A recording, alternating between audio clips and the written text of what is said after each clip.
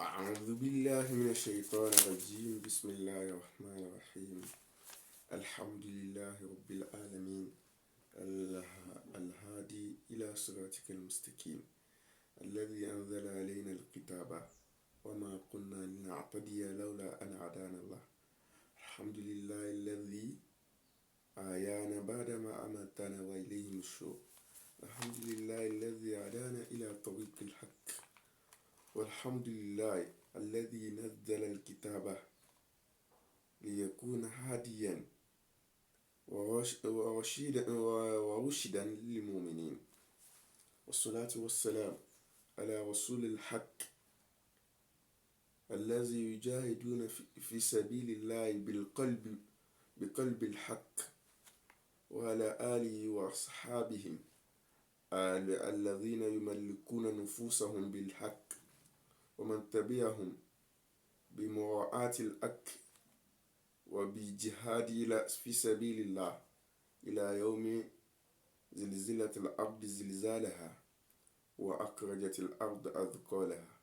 أما بعد، وأيكم بتحية الإسلام. أقول السلام عليكم ورحمة الله تعالى وبركاته. اسمي عبد المجيب عبد السلام الإجابة. مرحبا إلى قناة الإجابة.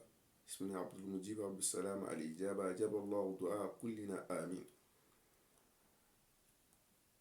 في الأسبوع الماضي تكلمنا حول الحق المسلم على المسلم، ولكن في الأسبوع الآن نكلم حول الجهاد. فالجهاد كلمة أو حركة الذي فائق كل أخلاقنا ومشيئتنا. فالجهاد ليس في قتال فقط، ليس في المعركة فقط، ليس بالمقابلة المشركين الكافرين فقط، فإنما كلمة الجهاد يتسع من هذا،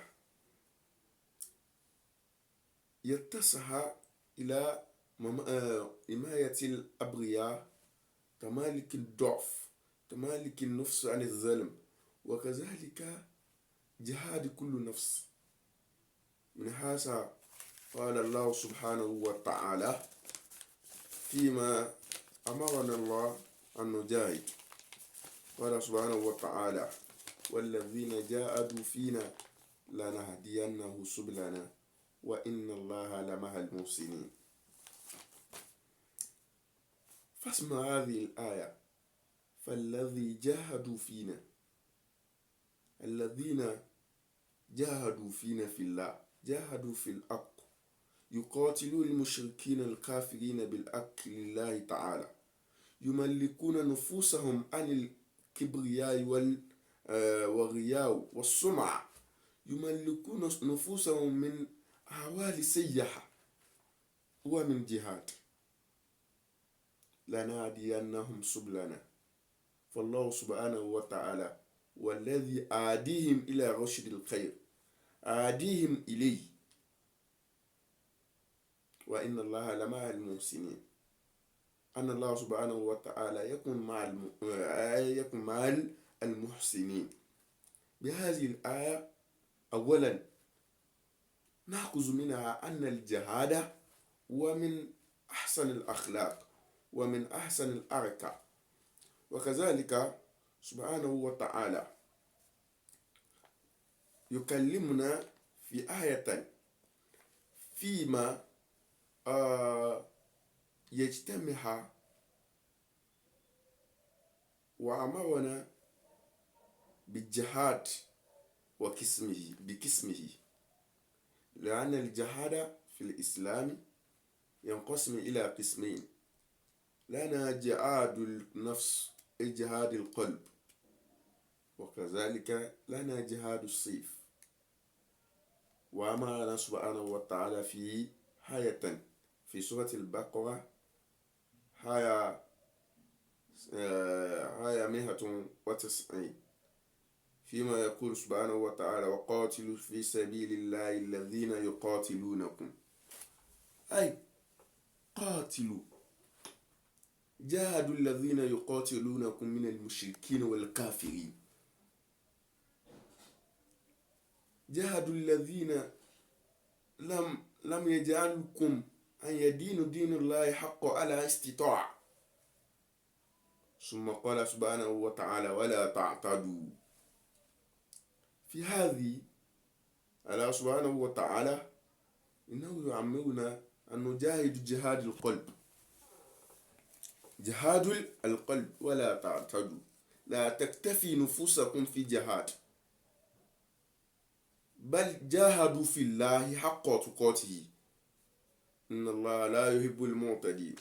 والله سبحانه وتعالى لا يحب من كان يعتدي في كل حال. ثم قال سبحانه بهذا نأخذ منها أن جهاد شيء مهم في الإسلام، وكذلك والجهاد ليس فقط في قتال المشركين فقط، إنما يتسع في أخلاقنا والأخلاق المعتدين الذين نخلقونه. والجهاد لنا جهاد السيف وجهاد القلب. فالجهاد القلب وأن نترك كل مسية بقلبنا، أن نجاهره. قال الشاعر في هذا: جاهر الكاميرا إن كنت فتى، كيف يسعى الجنون من عقل. بهذه كل معصية، أن نترك كل معصية بإتراك كله، وهو من الجهاد. بعمل بالذي حق، وهو من الجهاد. بقول الحق، بقول الحق، وهو من الجهاد.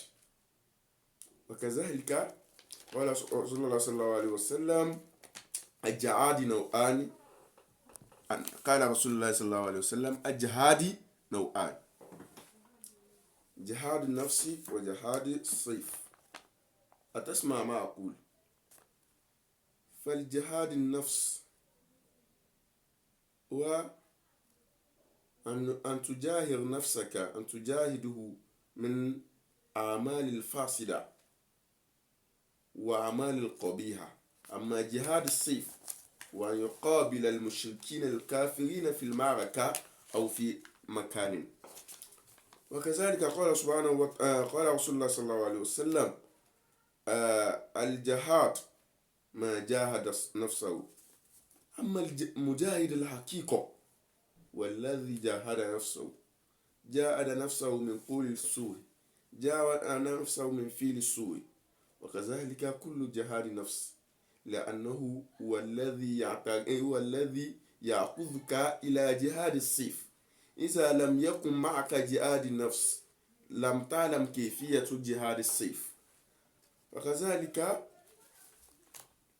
قال رسول الله صلى الله عليه وسلم أيضا: أفضل الجهاد كلمة الحق عند سلطان جاهر. إذا رأيت الظالم أو ملك الجاهر أو ما كان يجاهر الناس، فالجهاد الذي تستطيع في هذا الحال وأن تقول قول الحق، بقولك الحق، بقولك الحق، بقولك حقا يكون جهاد لك. بهذا نرى بأن الجهاد يتسع من قتال المشركين فقط.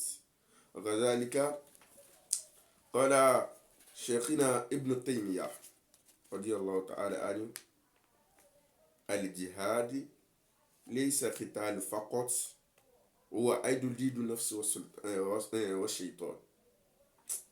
رحمه الله أن الجهاد ليس بقتال فقط كما قال، هو أيضا مع أن تجاهد نفسك. وقال إمام الغزالي رحمه الله: أعظم الجهاد قهر النفس. من أعظم الجهاد أن تمالك نفسك من كل سوء وأخلاق السوء. وقال دكتور محمد الغزالي: الجهاد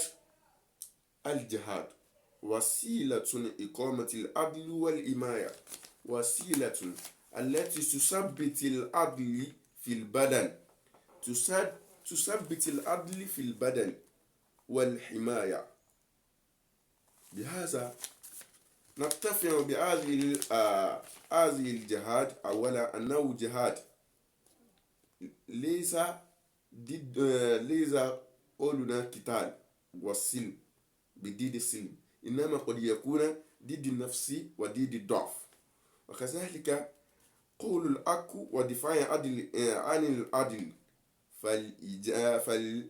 فالجهاد كذلك يكون قول الحق ودفاع عن العدل عليه، والحماية عن الأبرياء والدفاع عن المظلوم، وكذلك المساهمة تحسين في جمعية والإنسانية.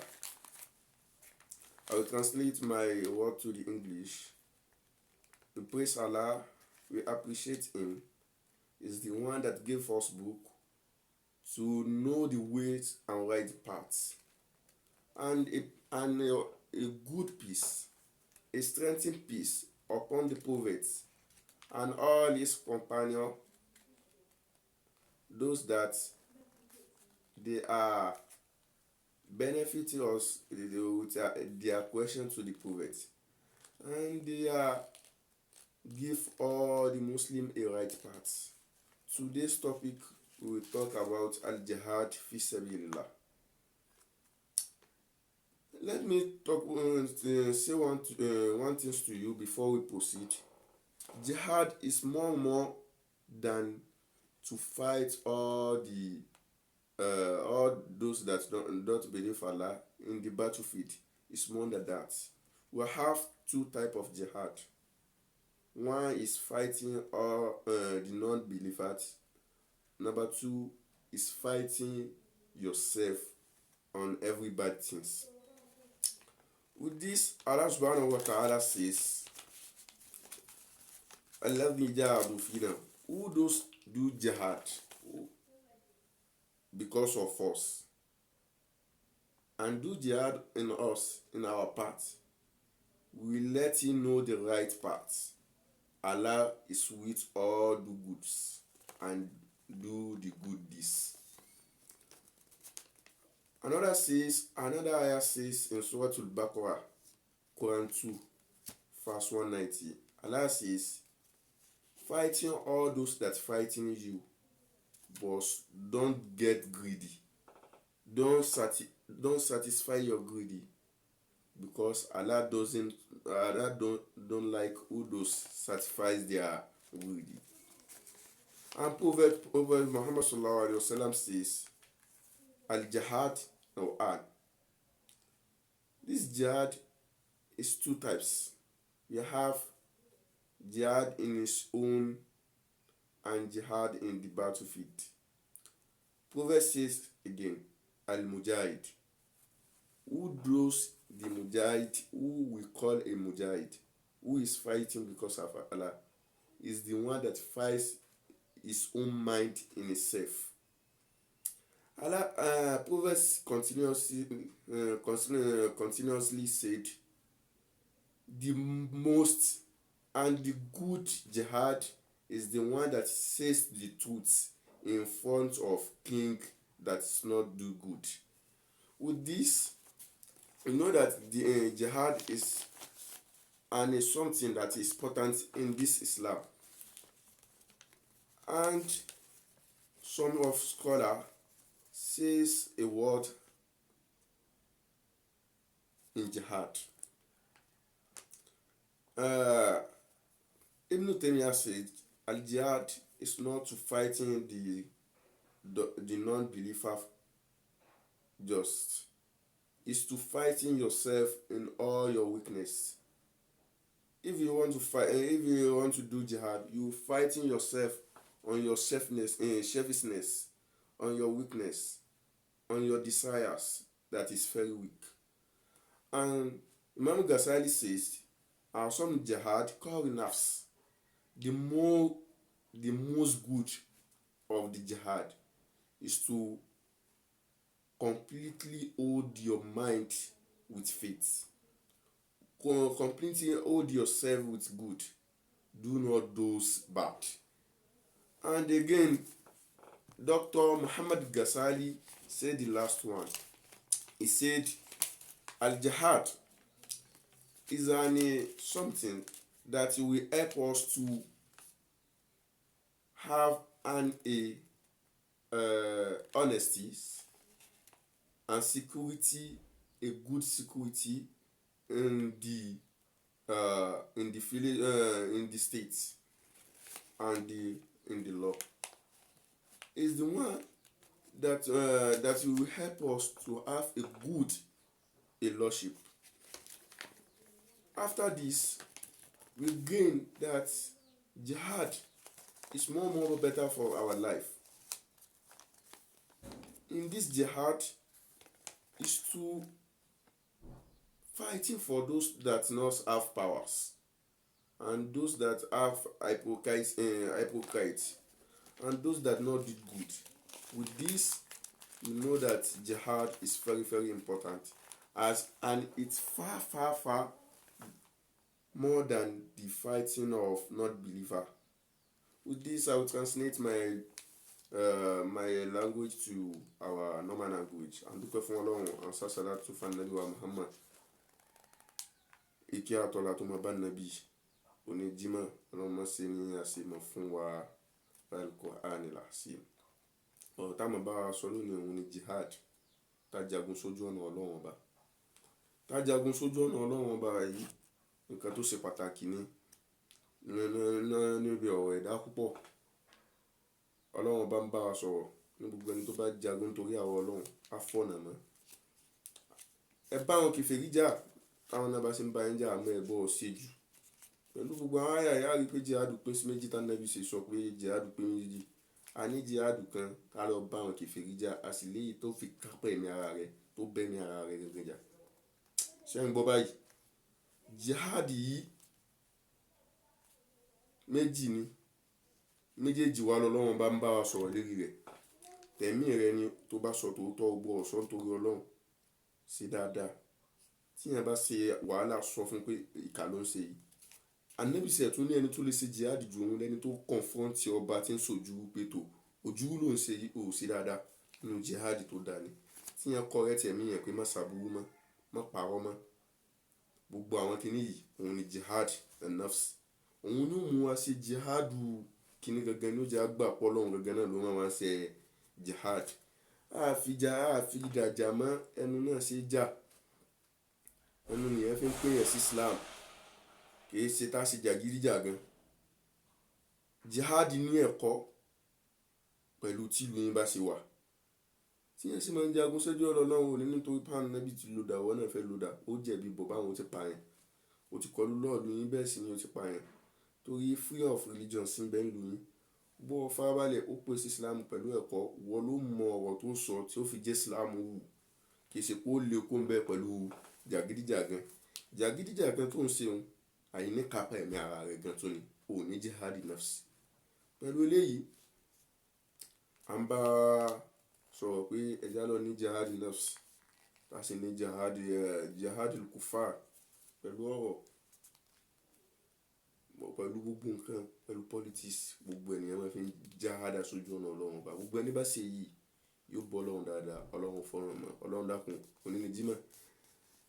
Já sọ̀pọ̀lọpọ̀ rẹ̀ láyé, má fẹ́ yí sàṣe mọ́. Já wa náà wà nú àwọn tí ó jagun sójú ọ̀nà Ọlọ́run. Já wa nú àwọn tí ó mọ̀ pípé sójú ọ̀nà Ọlọ́run. Lẹ́ẹ̀kan sí ó kọ́ mi ní Abdul Mujib Abdulsalam fi Ijaba channel. Gbẹ̀yìn tẹ́ ń dún ní mọ̀, tẹ́ ń gbọ́, Ọlọ́run ṣe dáadáa fún yín. Al-Qur'an al-Azim kò ní fi yín lẹ̀ lánàbí. Oníjúná Ọlọ́run jẹ́ mọ́ni palẹ̀ sẹ́mi ara wa. ربنا لا تزغ قلوبنا بعد إذ هديتنا وهب لنا من لدنك رحمة إنك أنت الوهاب. سبحان ربك رب العزة عما يصفون والسلام على المرسلين والحمد لله رب العالمين.